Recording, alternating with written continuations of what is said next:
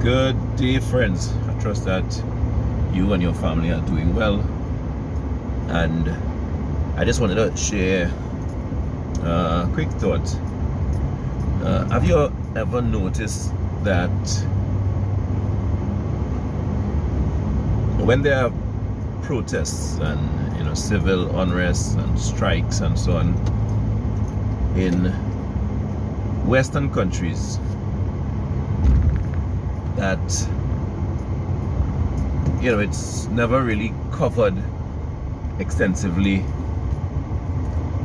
on the media, or very rarely, I should say, covered on the media, and never supported by the political class, right? And of course the media supports and upholds the political class, so not the media either.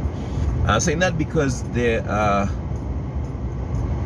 so many protests that are taking place in Western countries at this time, and well, most people may not be aware because, again, I say it's not getting the headlines as would protests in, let's say, China or Iran or Belarus or Russia.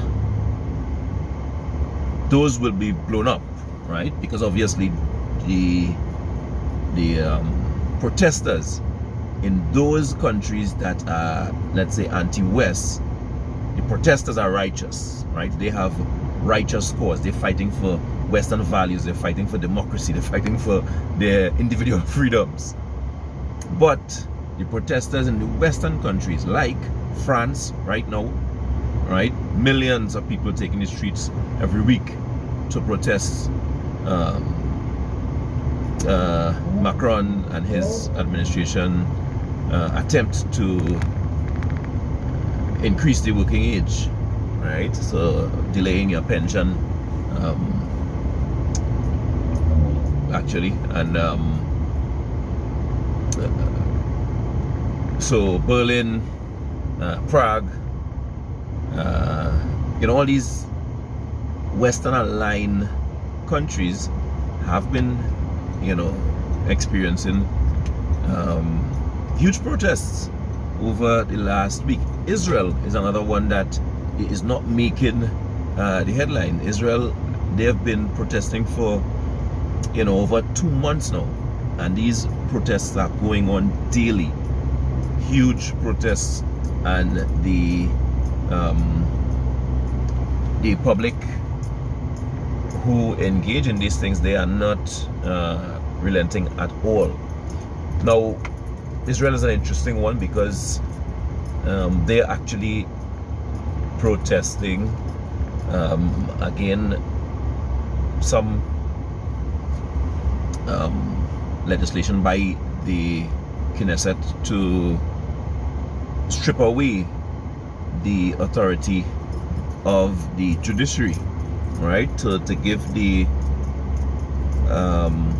government the ability to overrule the judicial process, judges and so on, right? Again, you can look into the details of it, but for me, I am interested that these things aren't being given the type of attention, right? And the people who are protesting,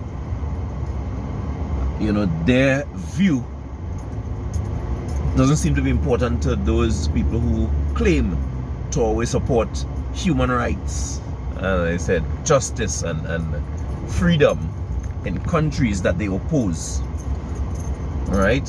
So the one in Israel is I think it's really escalating sharply because the government workers like pilots in the IDF and the people in the defense ministry, right, police and so on, they are actually involved because they have been striking. The pilots didn't want to participate in any training and that type of stuff, right? One of the reports that I saw a couple weeks ago, the Prime Minister Benjamin Netanyahu wanted to fly to Spain, and the pilot refused to fly the plane. Again, we didn't see anything like that coming out of Western media. All right, the Defense Secretary Lloyd Austin from the U.S.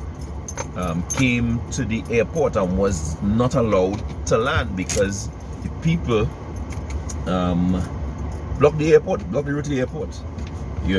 So I mean, these things are happening, and BBC and CNN and Fox and MSNBC, apparently they don't have enough journalists to cover these stories, right? But for me, as I said, the wheels are coming off the Western wagon, and the more this happens, the more they are going to react, and these are things that we should be paying attention to. Again, directly it doesn't affect us, but the fallout from these things are going to have an impact all over the world, right? And as they seem to double down on the efforts to fight against Russia using Ukraine, the only possibility of them distracting us would be escalation, right? And I think that's definitely what they're going to do at this point.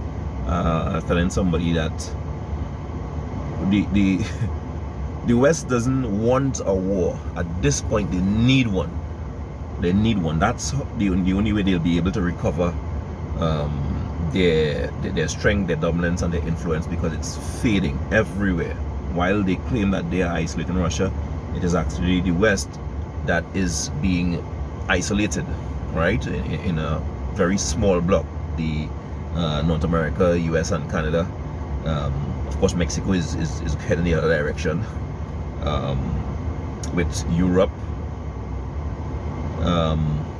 basically the rest of the world is seeking their own interests, right, and aligning with those who are looking for peaceful solutions and trying to secure their economic interests. Africa as a bloc is again very independent. India, and these countries with large populations, right? So when they portray a particular view as though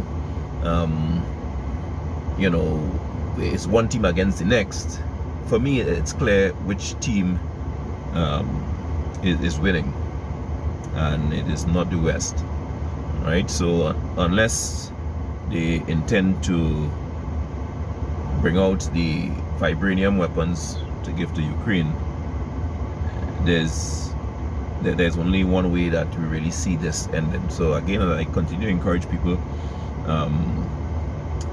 take care of yourselves, put the things that you need to do in place, be prepared for any eventuality,